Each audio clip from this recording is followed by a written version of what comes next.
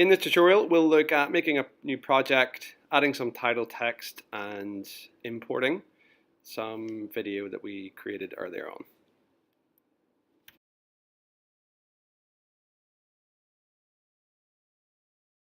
Okay, so just open up iMovie and then selected iMovie here. And then I'm going to go back and give it a name because my movie one is not that relevant to what I'm doing.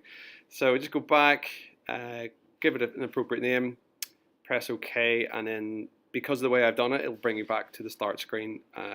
But if you press the three dots, you'll be able to open the project. Okay, once you've got that project set up, you could, for example, add the title text by selecting a title style, dragging it down there onto the timeline, and then giving an appropriate name.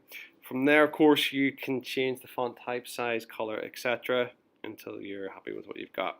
So just have a little play around with all the different features there, and then we can move to the next part. To import your video, all you need to do is click on the little downward arrow there, which is to two icons to the right of projects, and you're ready to import. Once you do, it'll bring up this screen. So I've already pre-selected this one in my desktop folder.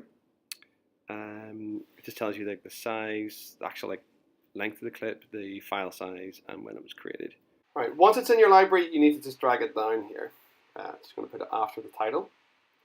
And this requires a little bit of editing because you're going to need to go through and check which bits you want, which bits you don't, which we will cover in the second part of the video.